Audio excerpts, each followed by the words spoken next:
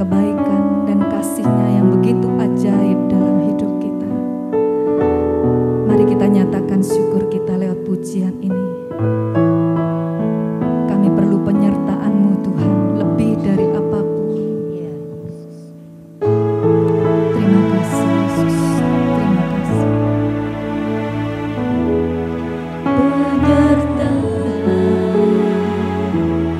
Segalanya bagiku, hadir-Mu di hidup.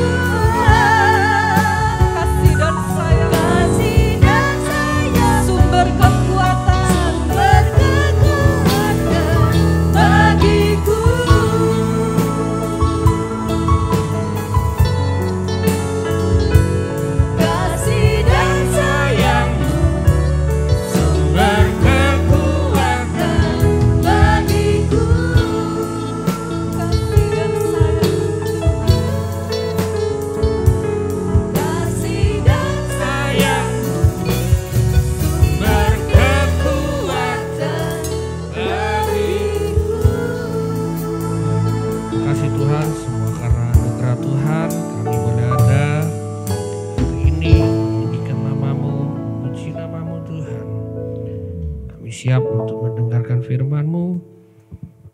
Urapi Tuhan setiap kami dan buat kami mengerti Tuhan. Dan kami sanggup melakukan firman-Mu Tuhan. Itu yang terutama dalam kehidupan kami. Terima kasih Tuhan. Hanya di dalam nama Tuhan Yesus kami sudah berdoa. Amin. Shalom. Selamat pagi Bapak Ibu Saudara. Kita akan belajar firman Tuhan. Saya beri judul diurapi oleh Tuhan. Tuhan memanggil umatnya untuk diurapi dan menyelesaikan misinya Tuhan. Setelah Tuhan Yesus naik ke surga, Tuhan mencurahkan Roh Kudus-Nya supaya kita yang adalah umatnya itu melanjutkan apa yang sudah Tuhan Yesus lakukan, dan kita sebagai umatnya meneruskan misi dari kerajaan sorga. Tapi Tuhan Yesus sebelum itu, sebelum Tuhan Yesus naik ke kerajaan sorga, dia memperingatkan bahwa ladang pekerjaan Tuhan itu begitu luas, tetapi pekerjanya hanya sedikit. Tuhan Yesus mengatakan tuaian memang banyak, tetapi pekerja itu sedikit. Kalau bukan kita, kalau bukan Bapak, Ibu, Saudara, dan saya, siapa lagi? Karena memang pekerja Tuhan, pelayan-pelayan Tuhan, itu sedikit. Tuhan sudah peringatkan. Kita yang umatnya Tuhan seharusnya terpanggil untuk melayani Tuhan, untuk mengerjakan misi kerajaan sorga. Gereja yang diurapi Tuhan itu gereja yang punya kekristenan yang sehat, baik secara itu individu ataupun secara kolektif semuanya. Bukan hanya gereja itu pelayanannya bagus, bukan hanya gedungnya yang memadai atau hal-hal yang lainnya, tetapi yang terutama adalah kekristenannya yang sehat, kerohaniannya yang sehat. Karena gereja Tuhan di Efesus, Tuhan nyatakan, itu pelayanannya bagus, gedungnya memadai, gerejanya megah, tapi kerohaniannya tidak sehat. Semua Tuhan musnahkan. Sampai hari ini tidak berdiri yang namanya gereja Efesus. Nah, gereja yang diurapi Tuhan itu gereja yang sehat, yang kerohaniannya sehat. Apa buktinya? Yaitu dunia bisa melihat Kristus hidup di dalam diri kita. Itu kekristenan yang sehat. Nah, kita akan belajar dari kebenaran firman Tuhan. Dalam Markus 16 ayat 17 dan 18 di situ dikatakan, tanda-tanda ini akan menyertai orang-orang yang percaya. Mereka akan mengusir setan demi namaku. Mereka akan berbicara dalam bahasa-bahasa yang baru bagi mereka. Mereka akan memegang ular dan sekalipun mereka meminum racun maut, mereka tidak mendapat celaka. Mereka akan meletakkan tangannya atas orang sakit dan orang itu akan sembuh. Tanda-tanda ini tanda-tanda yang menyertai orang-orang yang percaya. Megang ular tidak takut, tapi kelihatan kecoa lari. Kelihatan cicak, ya saya takut sama cicak, lari saya.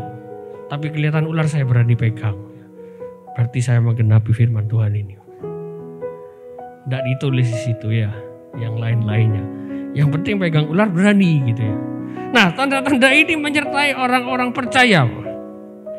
Tapi tidak berhenti pada di sini. Ini tanda-tanda yang pasti menyertai orang-orang percaya. Mungkin tidak semuanya. Ada orang yang mungkin bisa mengusir setan tapi takut pegang ular. Ada orang berani pegang ular tapi ngusir setan malah orangnya yang pergi gitu ya. Tidak sanggup.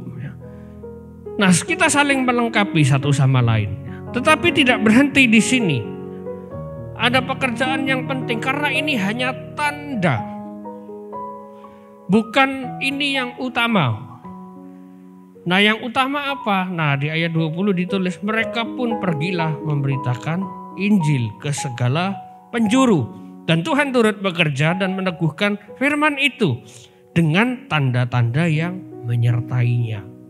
Jadi ada tanda-tandanya memang.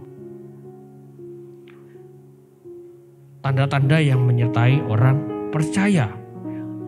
Nah, diurapi Tuhan itu menjadi saksi, bukan menjadi sakti. Sakti itu tanda-tandanya, tapi bukan tujuan utamanya. Ada orang pelayanannya hebat, tetapi dalam pernikahannya tidak setia.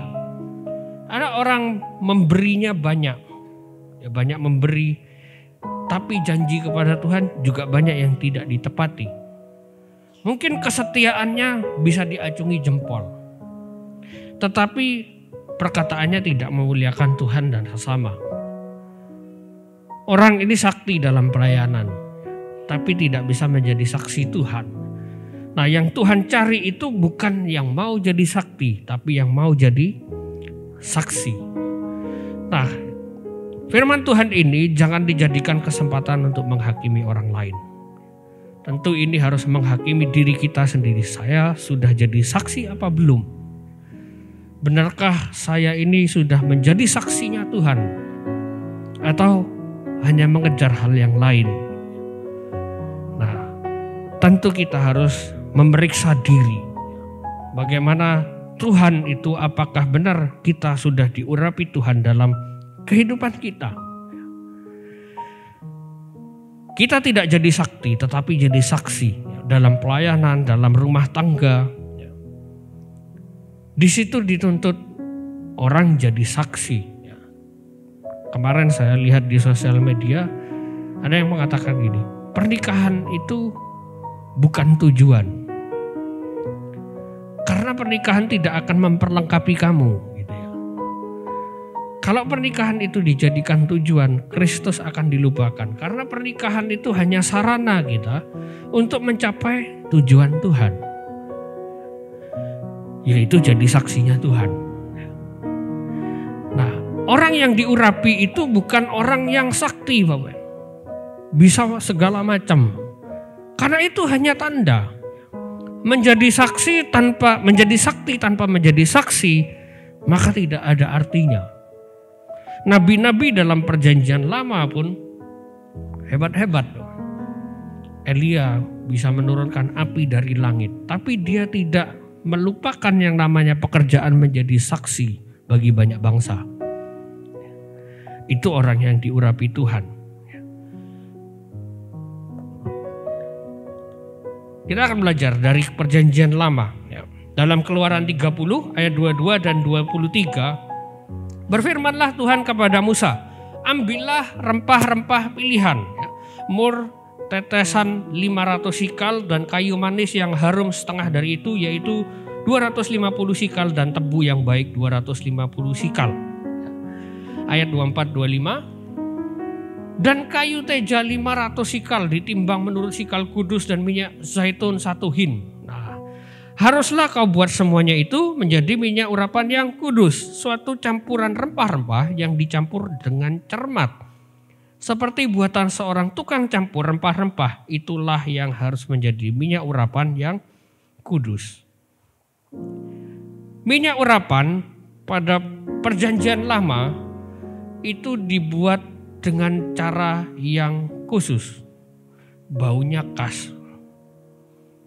Nah, maka dari itu seorang imam di dalam perjanjian lama itu pakai minyak urapan ini. Jadi orang Israel itu tidak hafal mukanya, tapi tahu dari baunya. Karena ada banyak orang di Israel itu. Mungkin tidak semua orang lihat Musa, mungkin tidak semua orang lihat Harun. Tapi ketika orang tahu baunya, ini orang yang diurapi Tuhan dari baunya. Karena waktu orang Israel keluar dari Mesir itu 7 juta orang kira-kira. Dan dulu belum ada Facebook, nggak bisa tahu. Kita mau cari tahu mukanya ini gimana, bisa cari di Facebook, bisa cari di Instagram. Kalau dulu nggak bisa, Bapak. Dari mana? Baunya. Baunya apa? Minyak urapan. Baunya khusus. Hari ini kita tidak diurapi dengan minyak jasmani seperti ini. Karena ini sudah selesai. Sudah digenapi di dalam diri Yesus Kristus. Itu yang menjadi pembeda. Nah, hari ini kalau kita diurapi seperti ini, pakai bau-bauan kayu manis, yang suka bikin roti tahu, oh ini tukang bikin roti ini. Bau kayu manis kan khas, ya. Kayak baunya roti malahan. Ya. Tapi ini beda, Bapak ya. Zaman setelah Tuhan Yesus datang ke dunia, tidak lagi diperlukan yang namanya minyak urapan jasmani. Kalau ada gereja yang masih menerapkan itu, ya silahkan. Tidak menjadi masalah asal fokusnya kepada Kristus. Tapi sejauh yang kita pelajari, Tuhan Yesus juga tidak pernah memakai yang namanya minyak urapan untuk mengurapi yang namanya rasul-rasulnya. Karena itu tidak terlalu penting dan tidak terlalu perlu. Karena yang diurapi Tuhan itu dikenal melalui perbuatannya yang memuliakan Tuhan. Ini kelihatan, oh ini orang Kristen. Kalau kaget ngomongnya puji Tuhan, bukan ayam-ayam gitu. Kira-kira begitu. Ketika menyelesaikan masalah, kelihatan ini caranya orang Kristen. Ketika disakiti, mengampuni, ini orang Kristen. Kelihatan itu orang yang diurapi Tuhan hari-hari ini. Ketika bekerja jujur, itu orang Kristen. Itu kelihatan beda. Karena dunia sekarang ini sudah rusak, Pak. Korupsi di mana-mana, jual beli jabatan di mana, sogok-sogokan di mana-mana. Tapi orang yang diurapi Tuhan tidak akan mau seperti itu. Baru-baru ini di GBS itu ada kasusnya yang namanya soal tanah. Soal tanah itu sengketa, lalu pengacaranya yang membantu GBS bilang kita harus kasih peluru gitu ya ke hakim gitu. Jadi harus nyogok gitu ya. Tapi kita dari GBS bilang tidak, kita tidak pernah pakai cara itu. Kalah ya sudah. Tapi menang itu puji Tuhan. Orang yang diurapi Tuhan seperti itu. Memilih untuk memuliakan nama Tuhan. Kita tidak diurapi dengan urapan jasmani, tapi dengan urapan rohani di dalam Kristus, yaitu memiliki hidup seperti Kristus. Itu tandanya. Yang pertama. Yang kedua, pekerjaan yang khusus di dalam bait Allah. Nah, orang yang diurapi Tuhan, dia akan mengerjakan pekerjaan khusus di bait Allah. Dengan keahlian, dengan pengertian, dan dengan pengetahuan. Dalam Keluaran 31 ayat 1 dikatakan gini, berfirmanlah Tuhan kepada Musa, lihat telah kutunjuk Besalel bin Uri bin Hur dari suku Yehuda, dan telah kupenuhi dia dengan roh Allah. Nah, dengan segala keahlian dan pengertian dan pengetahuan dalam segala macam pekerjaan. Bait Allah zaman PL, zaman perjanjian lama berfokus pada gedung bait Allahnya. Tapi hari ini Tuhan Yesus katakan tubuhmu adalah bait Roh Kudus. Tidak berfokus kepada gedungnya, tapi kepada pekerjaan kita sehari-hari, kehidupan kita sehari-hari. Nah, di situ kita kerjakan apa yang bisa kita kerjakan dengan tangan kita, dengan keahlian, dengan pengertian, dan dengan pengetahuan. Itu firman Tuhan, Bapak Ibu. Pengetahuan, keahlian, dan pengertian ini menjadi berkat tersendiri bagi orang-orang yang percaya. Kita jadi jawaban bagi dunia ini. Orang yang diurapi Tuhan, dia akan penuh dengan yang namanya hikmat. Bukan berarti hebat di dalam semua bidang ya. Tentu orang yang diurapi Tuhan ini tidak hebat dalam semua bidang. Oh, ini bekerja hebat, pelayanan hebat. Orang yang seperti pekerjaannya hebat, pelayanannya hebat, maksimal loh, setia dalam pekerjaan, setia dalam keluarganya amburadul. Bukan seperti itu. Tapi fokus di satu bidang, dia hebat di situ. Jadi nggak sakti, Bapak, nggak sakti semuanya. Oh, kalau sakti semuanya, belum ada saya rasa orang seperti itu. Ada banyak orang-orang yang saya kenal hebat-hebat dalam dunia pelayanan. Hebat sekali. Tapi disuruh bekerja kurang bisa. Kenapa lu? Karena urapan Tuhan bukan untuk bekerja, untuk pelayanan di sini. Ada orang hebat suruh bekerja, suruh pelayanan nggak bisa. Ya memang urapan Tuhan turun untuk dia dalam dunia pekerjaan. Jadi masing-masing orang punya urapannya sendiri, punya bidangnya masing-masing. Itulah Tuhan katakan kita ini tubuh Kristus saling melengkapi. Di mana kita berhikmat, di situ Tuhan urapi. Hikmat itu apa? Hikmat adalah pengurapan Tuhan atas kita terkait apa yang kita ketahui, apa yang kita mengerti ya, untuk menjadi jawaban bagi dunia dan menghasilkan buah. Jadi hikmat itu diawali dengan yang namanya belajar. Diawali dengan yang namanya membaca. Diawali dengan yang namanya bertanya. Semakin banyak kita belajar, semakin banyak kita mengerti, semakin banyak hikmat yang kita punya. Tidak mungkin Tuhan memberikan hikmat pada orang malas.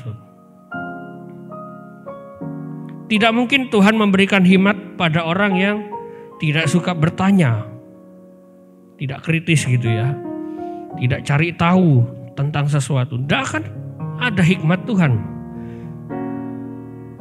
Ujuk-ujuk orang ini jadi pintar. Biasanya suka masak, tahu-tahu ngerti mesin, Bapak Ibu. Itu tidak masuk akal. Tidak mungkin. Tuhan itu memberkatinya pada orang-orang yang mau belajar, mau mengerti, mau cari tahu.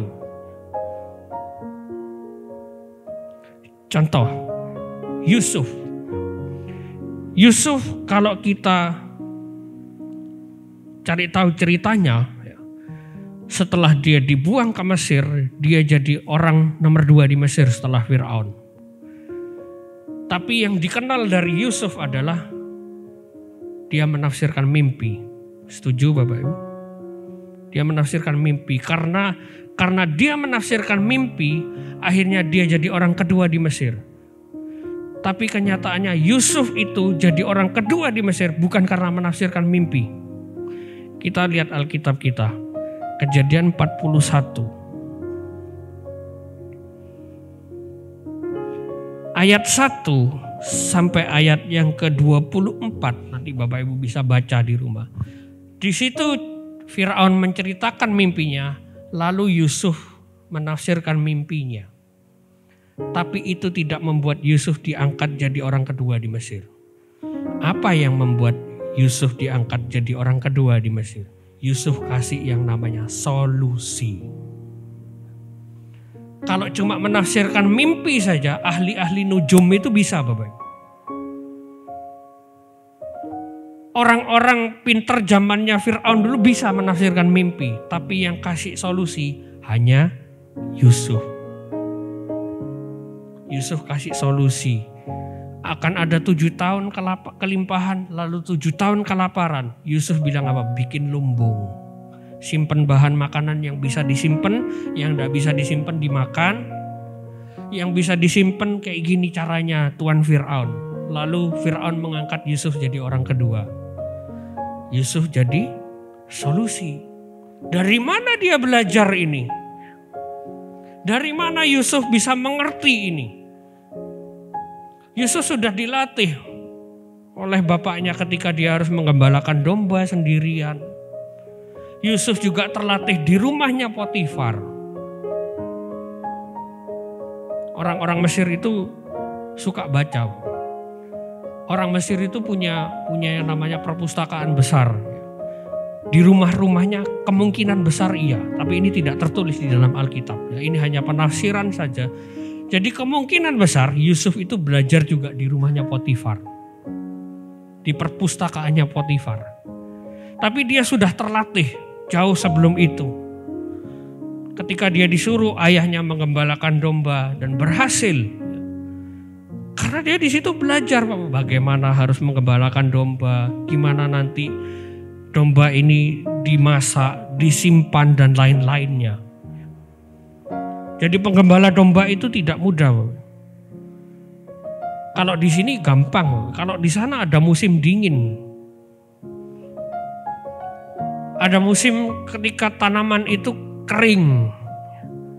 Jadi harus bijak-bijak mengatur makanan untuk dirinya sendiri dan untuk ternaknya. Di situ Yusuf banyak belajar. Punya keahlian, punya pengertian, punya pengetahuan, dan dibuat Tuhan berhasil. Itu yang Tuhan cari, Bapak, dari kita semua. Lanjutnya, dalam Lukas 2, ini Tuhan Yesus contohkan sendiri. Ketika dia masih kecil, Lukas 2 ayat 51 dan 52, lalu ia pulang bersama-sama dengan mereka ke Nazaret dan ia tetap hidup dalam asuhan mereka.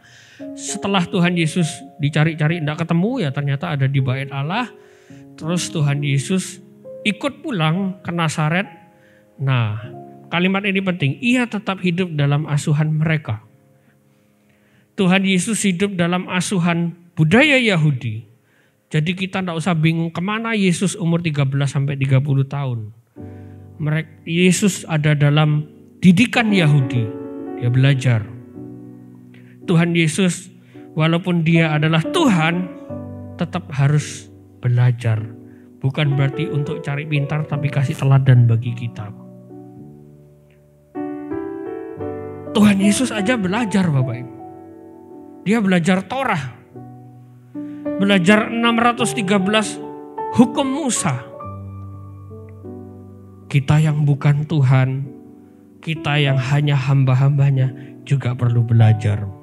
Dalam dunia kerja juga perlu belajar. Dalam urusan rumah tangga juga perlu belajar. Belajar masak, belajar ngatur rumah. Belajar ilmu manajemen di rumah kan gitu. Supaya rumahnya bisa terjalan dengan baik. Kegiatan rumah tangga berjalan dengan baik. Pekerjaan berjalan dengan baik dan berhasil. Semuanya perlu belajar. Itu yang Tuhan Yesus lakukan. Maka ketika Tuhan Yesus dicobai, dia pakai apa yang dia ketahui. Ada tertulis, ada tertulis. Tuhan Yesus juga aktif belajar Taurat. Dia menambah pengertiannya tentang manusia. Jadi Lukas 4 ini menjadi bukti bahwa Yesus itu belajar Taurat sesuai aturan Yahudi. Nah, kita orang-orang percaya harus aktif. Aktif mengejar yang namanya pengurapan dari Tuhan dengan belajar. Hikmat itu tidak datang hanya dengan berdiam diri. Duduk-duduk diam lalu datanglah hikmat dari Tuhan. Tidak ada seperti itu. Orang lahir bawa talenta. Anak lahir itu sudah punya talenta. Oh ini pintar nyanyi nanti besarnya. Oh ini nanti besarnya pintar main musik. Kelihatan sejak kecil. Tapi ketika tidak dilatih, talentanya cuma terpendam. Terpendam makin lama makin tidak kelihatan. Hilang lama-lama. Orang lahir bawa talenta tapi butuh yang namanya latihan. Butuh yang namanya belajar. Nah, pengurapan Tuhan dan keinginan kita untuk belajar itu saling berkaitan. Ketika kita punya keinginan untuk belajar, untuk memperlebar kapasitas diri kita, anugerah dari Tuhan itu pasti turun. Apalagi bagi orang percaya, pasti turun. Itu yang Tuhan janjikan.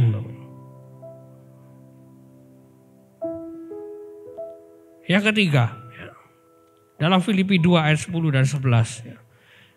Supaya dalam nama Yesus bertekuk lutut segala yang ada di langit dan yang ada di atas bumi dan yang ada di bawah bumi, dan segala lidah mengaku Yesus Kristus adalah Tuhan bagi kemuliaan Allah Bapa.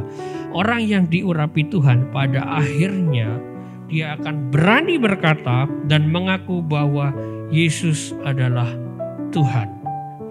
Kita tadi sudah lihat poin pertama, poin kedua, dan poin ketiga. Ini adalah urutan yang tidak bisa diganggu-gugat. Orang yang diurapi Tuhan, dia harus perbuatan-perbuatannya memuliakan Allah. Dan yang kedua, dia harus melakukan pekerjaan-pekerjaan khusus yang juga memuliakan Allah dengan keahlian, dengan pengertian, dengan keahlian. Yang ketiga, mengaku Yesus, membuat orang mengakui Yesus itu Tuhan. Ini kalau dibalik, kita mengakui Yesus Tuhan, tapi poin 1, 2 tidak dikerjakan, apa jadinya? Oh, hebat di gereja, puji Tuhan, sorak-sorai, haleluya. Di luar tidak memuliakan Tuhan. Pasti jelek. Oh, ini orang diurapi Tuhan, rajin ke gereja, rajin memberi, rajin melakukan apa yang Tuhan lakukan di gereja. Tapi di luar dia tidak punya keahlian sama sekali, tidak punya pengertian sama sekali, tidak punya pengetahuan sama sekali. Dalam arti kata, dia tidak jadi berkat buat sesamanya. Itu omong kosong. Nah, gereja yang diurapi Tuhan, dia akan melakukan perbuatan-perbuatan yang memuliakan Allah dengan pengertian, keahlian, dan pengetahuan. Dan pada akhirnya dia akan mengaku, saya anak Tuhan. Itu orang yang diurapi Tuhan. Semua karena Tuhan. Jadi proses ini tidak bisa dilewati 1 atau 2. Semuanya perlu kita lalui. Tanpa yang ketiga, orang hebat loh. Pelayanannya hebat. Kayaknya orang ini cerdas sekali suruh pelayanan loh. Disuruh pelayanan beres semua. Tapi endingnya dia berkata semua karena aku. Apa jadinya? Endingnya juga jelek. Semuanya harus dikembalikan kepada kemuliaan nama Tuhan. Itu orang yang diurapi Tuhan. Dia akan memuliakan Allah, dia akan maksimal di situ dengan banyak pengetahuan, pengertian, hikmat, dan keahlian di situ. Dan pada akhirnya dia akan memuliakan Tuhan. Itu orang yang diurapi Tuhan. The Bible designed to bless us and we designed to bless the world. Alkitab itu dirancang Tuhan untuk memberkati kita. Dan kita dirancang Tuhan untuk memberkati dunia. Kita harus jadi berkat bagi banyak orang. Memperkenalkan siapa itu Tuhan. Dalam Filipi 2 tadi jelas. Segala lidah akan mengaku. Tadi kita juga nyanyi. Segala lidah akan mengaku Yesus Kristus itu adalah Tuhan. Ini orang, ada orang hebat. Wah, ini orang hebat sekali. Dalam pekerjaannya berhasil. Orang akan penasaran, apa rahasianya? Ketika ditanya, saya ikut Tuhan. Itu rahasianya. Wah, itu orang yang diurapi Tuhan. Itu yang Tuhan cari. Saya tidak akan perpanjang firman Tuhan. Saya undang pemain musik maju ke depan. Saya ajak Bapak Ibu Saudara untuk baca firman Tuhan dalam Amsal 3 ayat 1 sampai 18. Kita akan baca bersama-sama. Ayat ini saya harap ayat ini bisa memberkati kita semua, supaya kita dibuat berhasil dalam pekerjaan kita, dibuat berhasil dalam kehidupan rumah tangga, dibuat berhasil dalam pelayanan kita. Kita baca sama-sama Amsal 3 ayat 1 sampai 18. Hai anakku, janganlah engkau melupakan ajaranku, dan biarlah hatimu memelihara perintahku, karena panjang umur dan lanjut usia serta sejahtera akan ditambahkannya kepadamu. Janganlah kiranya kasih dan setia meninggalkan engkau. Kalungkanlah itu pada lehermu, tuliskanlah itu pada loh hatimu.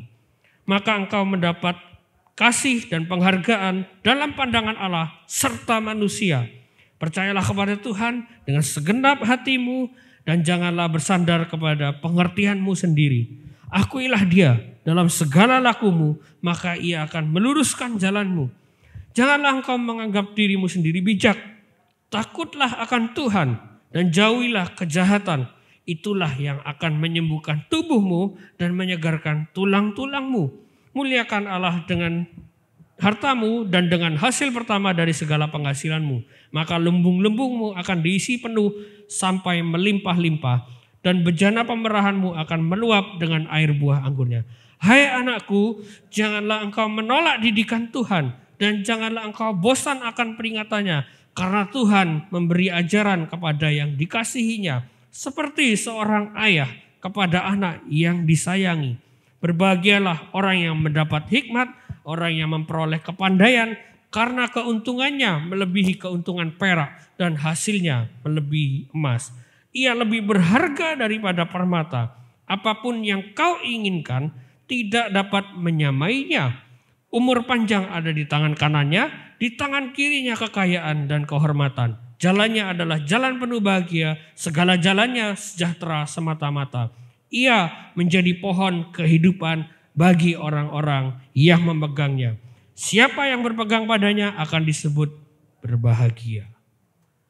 Saya berdoa Bapak Ibu Saudara bisa menjadi orang yang diurapi Tuhan, menjadi pohon kehidupan bagi banyak orang, bagi keluarga, bagi teman-teman, bagi siapapun. Dan kita semua akan menjadi berkat bagi banyak orang dan memuliakan nama Tuhan. Amin. Mari kita bangkit berdiri Bapak Ibu Saudara. Kita angkat lagu ini.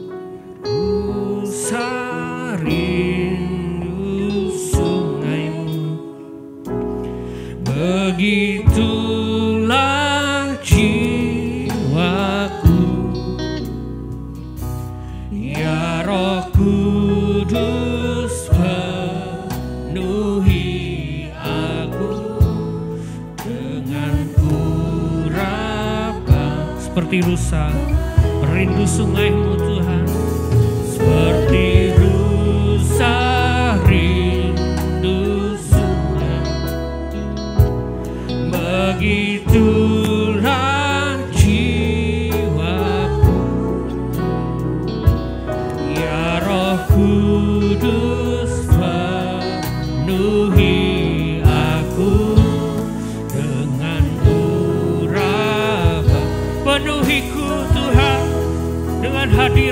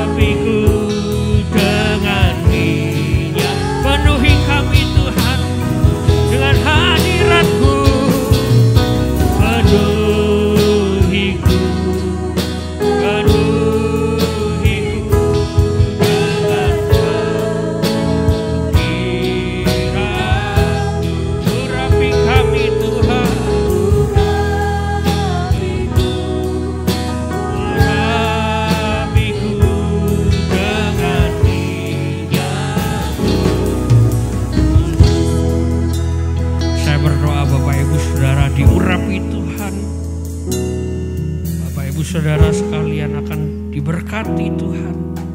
Dalam pekerjaan, dalam rumah tanggamu, dalam segala yang dikerjakan tanganmu, Engkau akan dibuatnya berhasil. Engkau akan dibuatnya menjadi berkat bagi banyak orang. Tuhan, kami rindu Tuhan, urapan-Mu turun atas setiap kami Tuhan. Kami rindu Tuhan dalam pekerjaan kami, dalam pelayanan kami, dalam hubungan sosial kami dengan siapapun Tuhan. Jadi apapun kami, apapun pekerjaan kami, Engkau urapi kami Tuhan.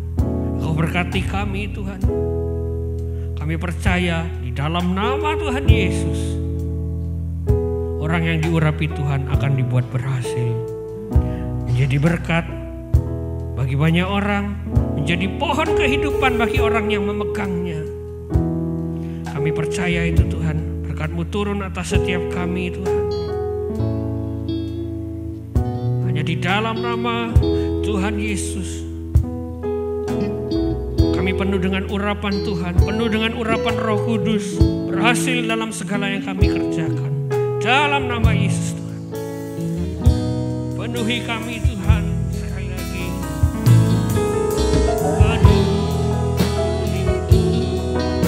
penuhiku dengan hadirat, urapiku Tuhan,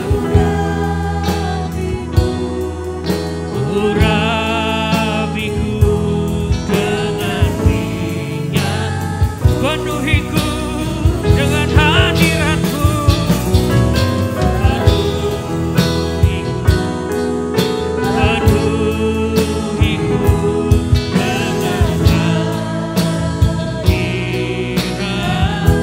urapiku,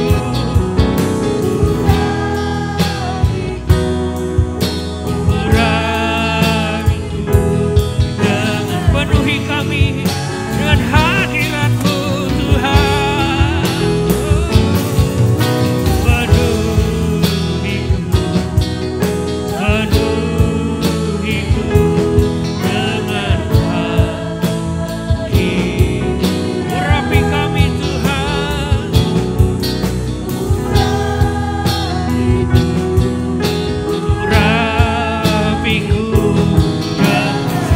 Penuhiku